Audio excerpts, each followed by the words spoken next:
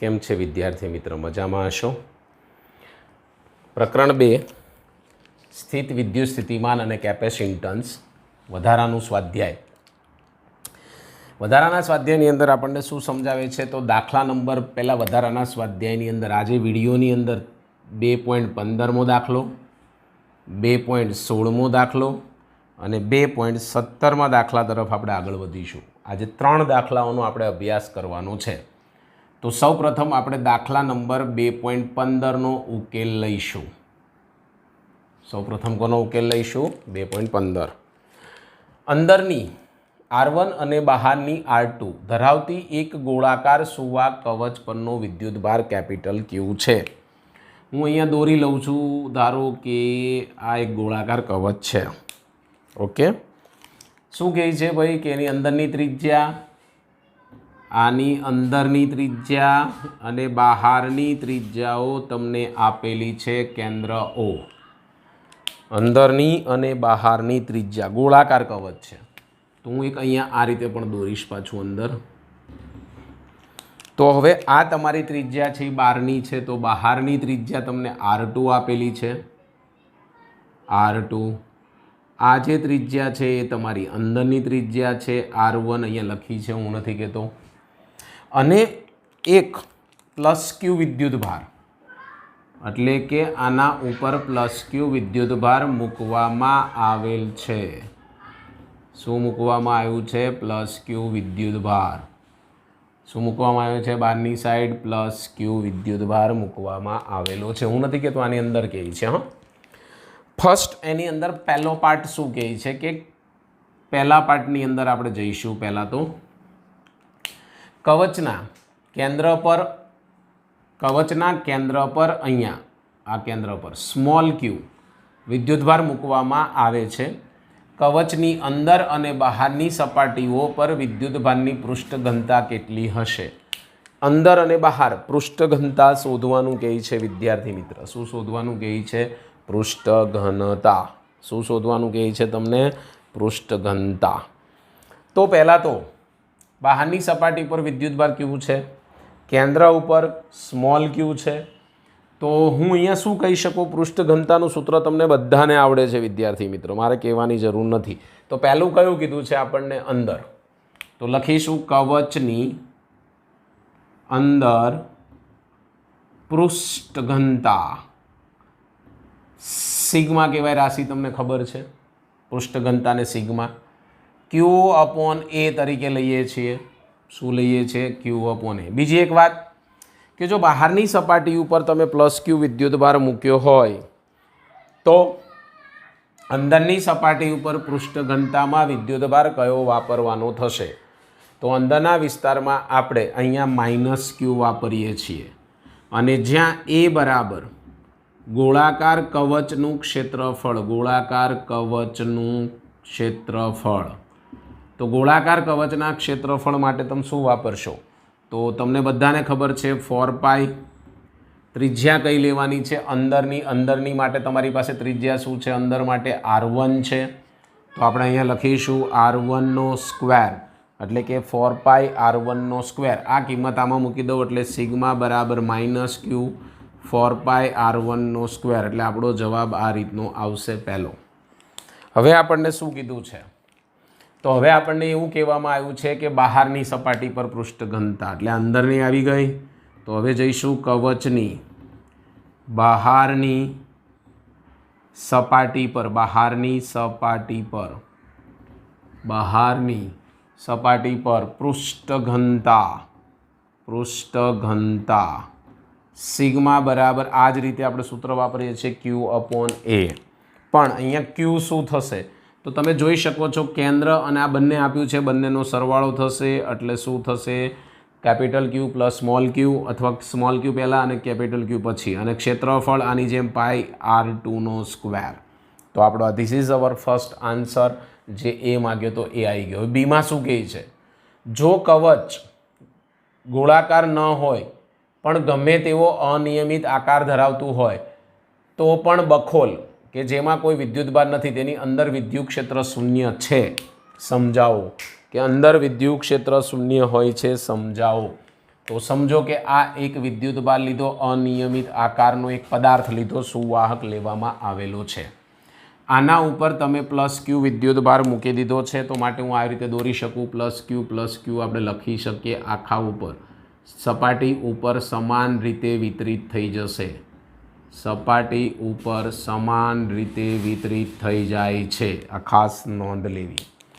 આની અંદર બખોલ, તો આપણે બખોલ તરીકે આ લો છો તો અહીંયા q બરાબર 0 હોય, તમને ખબર છે કે અંદર વિદ્યુતભાર જઈ શકતો નથી. માટે તમારી પાસે તો ગાઉસનો નિયમ છે કે ભાઈ ગાઉસના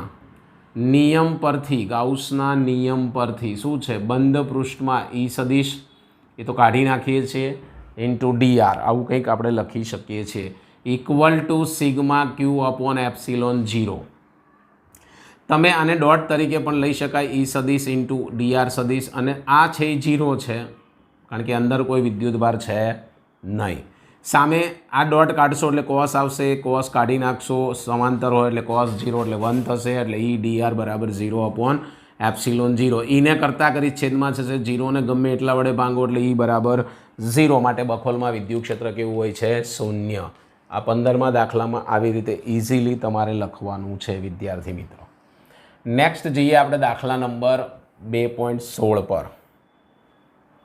કેટલા ઉપર જઈશું? 2.16. રકમ પહેલાં સમજો, ખાસ રકમ સમજવી, રકમ નહીં સમજો તો તકલીફ પડશે. પહેલામાં એમ કીધું છે, દર્શાવો કે સ્થિત વિદ્યુત ક્ષેત્રના લંબ ઘટક વિદ્યુત ભારિત સપાટીની એક બાજુથી બીજી બાજુ સુધી સતતપણું E2 - E1 ડોટ બરાબર σ/ε0 દ્વારા અપાય છે, જ્યાં n કેરેટ એ તે બિંદુએ સપાટીને લંબ એકમ સદિશ છે. સિગ્માને તે બિંદુએ વિદ્યુતભારની પૃષ્ઠ ઘનતા છે. n કેરેટની દિશા એક બાજુથી બી બાજુ તરફની છે. દર્શાવો કે, આ પરથી દર્શાવો કે સુવાહકની તરત જ બહાર σ/n⁻ε0 છે. તો આપણે પહેલા ઉપર જઈશું. દાખલા નંબર 2.16માં પહેલો પાર્ટ એ લઈશું.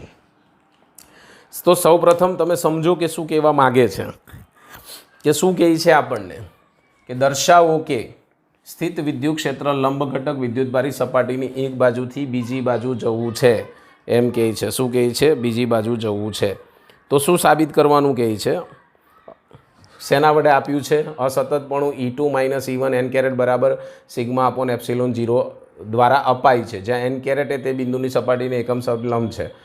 n કેરેટની એક તરફથી બીજી તરફ, આ પરથી દર્શાવો કે સુવાહકની તરત જ બહાર વિદ્યુત ક્ષેત્ર σ/n⁻ε0 છે. અહીંયા તો આ દ્વારા અપાય છે એવું કીધું છે, તો અપાય છે તો આપણે એને કશું આપણે કરવાની જરૂર નથી, એ સાબિત મેળવવાની જરૂર નથી. આપણે જે સાબિતી મેળવવાની છે તો એ સાબિતી તરફ આગળ વધીએ. તો હું કહી શકું કે અહીંયા સૂત્ર છે E1 - E2 બરાબર σ/ε0, જ્યાં E2 બરાબર 0 થાય. E2 એટલે એમ કહે છે કે અહીંયા આપણને કીધું 1 થી 2 તરફ જાઓ છો, એટલે બીજાનું 0 લીધું, પહેલાંનું આપણે E1 લીધું, અને E1 બરાબર પણ તમે E લખી શકો છો વિદ્યુત ક્ષેત્ર. સદિશ સ્વરૂપે લેવું હોય તો પછી સદિશ લઈ લઈશું. કિંમત મૂકીશ E બરાબર σ/ε0. મારાને સદિશ સ્વરૂપે દર્શાવવું છે. કયા સ્વરૂપે? સદિશ સ્વરૂપે. તો E સદિશ બરાબર σ/ε0 n કેરેટ વડે દર્શાવી શકાય છે. તો આ સાબિતી આપણી આવી ગઈ બહાર તરફ. દર્શાવો કે બી ઓપ્શન, દર્શાવો કે સ્થિત વિદ્યુત ક્ષેત્રનો સ્પર્શીય ઘટક વિદ્યુત ભારિત સપાટીની એક બાજુથી બીજી બાજુ સુધી સતત હોય છે. સ્પર્શીય ઘટક બી નંબર ઉપર શું કહે છે? સ્પર્શીય ઘટક. સ્પર્શીય ઘટક માટે તમે કહી શકો છો, અને આકૃતિ લેવી હોય તો તમે લઈ શકો છો, અનિયમિત આકારની કોઈ પણ આકૃતિ લઈ શકો છો. તમને અહીંયા વિદ્યુત ક્ષેત્ર, તમે કોઈ પણ વિદ્યુત ક્ષેત્ર તમે લઈ શકો છો, તમને ઈચ્છા પડે તે. ધારો કે મેં આ બિંદુએ લીધું તો અહીંયા તમને E1 સદિશ મળશે, અહીંયા તમને E2 સદિશ મળશે, અને અહીંયા તમને E સદિશ મળશે પરિણામી. એટલે કે આપણો જે આ ઘટક આ હોય એને સમાંતર ઘટક આ હોય એને એક ઘટક સમાંતર એક આ ને એક આ, એટલે 3 ઘટક મળે આપણને. તો આકૃતિ ઉપરથી તમે કહી શકો કે આ બંધ પૃષ્ઠ છે, તો બંધ પૃષ્ઠમાં તમે કહી શકો E સદિશ ઇન્ટુ dl સદિશ = 0 આ લખી શકાય. આવું હોય તો જ એ સ્પર્શીય ઘટક બને, બાકી સ્પર્શીય ઘટક બનતો નથી. આ ખાસ નોંધ લેવી. માટે અહીંયા શું કીધું છે કે સ્પર્શીય ઘટક એ વિદ્યુત ભારિત એકથી બીજી તરફ જતા હોય ત્યારનો સ્પર્શીય ઘટક છે તેમ કહો, તો આપણે કહી શકીએ કે આ ઈ સદિશ એ સ્પર્શીય ઘટક થશે જો આવું શક્ય બને તો.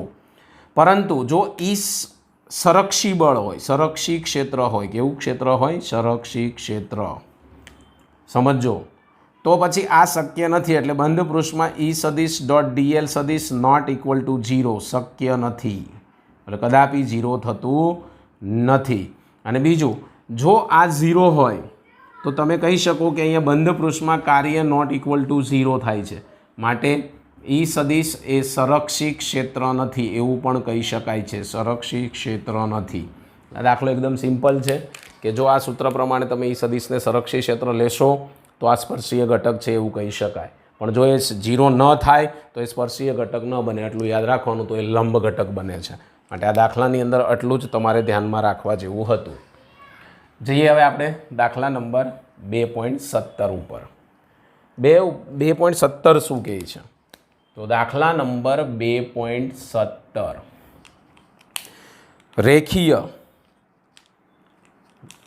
રેખીય વિદ્યુતભાર ઘનતા લેમ્બડા છે ધરાવતો એક લાંબો નળાકાર પોલો, પાછો પોલો છે, સમઅક્ષીય સુવાહક નળાકાર વડે ઘેરાયેલ છે. તો બે નળાકારની વચ્ચેના અવકાશમાં વિદ્યુત ક્ષેત્ર શોધો. ઈ શોધો. ફાઇન્ડ ઓફ ઈ. શું શોધવાનું કહે છે? ઈ શોધો. તમે લઈ શકો છો આ રીતનો એક નળાકાર વિચારી શકો છો. મેં આગળના અમુક દાખલામાં આકૃતિની જરૂર નથી એટલે નથી દોરી. હા ભાઈ, તમે આ રીતે વિચારી શકો છો એક નળાકાર. ચલો, આની એક અક્ષ હશે, તમને બધાને ખબર છે કે આ એક અક્ષ હશે. આ કેન્દ્ર લઈશું. ઓકે, હવે અહીંયા તમને બધાને ખબર હોવી જોઈએ કે આને એક ક્ષેત્રફળ હોય કે ના હોય. ઓકે, બીજું, અહીંથી હું કોઈ પણ બિંદુ લઈશ, ધારો કે પી, તો આ છે એ હંમેશા યાદ રાખો કે વિદ્યુત ક્ષેત્ર ત્રિજ્યાવર્તી હોય. વિદ્યુત ક્ષેત્ર ત્રિજ્યાવર્તી હોય. વિદ્યુત ક્ષેત્ર ત્રિજ્યાવર્તી હોય છે. કેવું હોય છે? ત્રિજ્યાવર્તી. એટલે મને વિદ્યુત ક્ષેત્ર અહીંયા મળે વિદ્યાર્થી મિત્રો. તો ટોટલ તમારી પાસે સપાટી કેટલી? તો એક તો આ નળાકાર મારી પાસે છે, એક આ સપાટી, આ એક, આ બે અને આ એક 3. તો આને 1 નંબરની સપાટી કહીશ, આને 2 નંબરની કહીશ, અને આ જે વક્ર સપાટી મળશે એને 3 નંબરની સપાટી કહીશ. એટલે અહીંયા સપાટીઓ ટોટલ કેટલી છે એ યાદ રાખો. તો સપાટીઓ 1, 2 અને 3 છે. કેટલી સપાટીઓ છે? 3 સપાટીઓ છે. 3 સપાટીમાં તમારું આનું ક્ષેત્રફળ આ દિશામાં હોય એ સદિશ, અને ક્ષેત્રફળ અને વિદ્યુત ક્ષેત્ર આ દિશામાં હોય, માટે હું કહી શકું કે સપાટી 1 માટે શું થાય? સપાટી 1 માટે હું કહી શકું 5 બરાબર ઈ સદિશ ડોટ એ સદિશ. ડોટ કાઢીશ એટલે ઈ એ કોસ થીટા. આ બંને એકબીજાને લંબ છે એટલે અહીંયા 90 મૂકવા પડશે. તો 5 બરાબર ઈ એ કોસ 90. કોસ 90 એટલે થઈ જાય 0. એટલે મને જે એક ફ્લક્સ મળ્યું એ 0 મળ્યું પહેલી સપાટીનું. હવે હું લઈશ સપાટી નંબર 2. સેમ ટુ સેમ થશે, કારણ કે અહીંયા મળશે આપણને ક્ષેત્રફળ, અહીંયા મળશે વિદ્યુત ક્ષેત્ર, અહીંયા મળશે ક્ષેત્રફળ, બંને એકબીજાને લંબ. માટે ઈ સદિશ ઇન્ટુ એ સદિશ બરાબર ઈ એ cos same to same 90 degree. માટે 90 વાપરીશ એટલે શું થઈ જાય છે? ફ્લક્સ 0 થઈ જાય છે.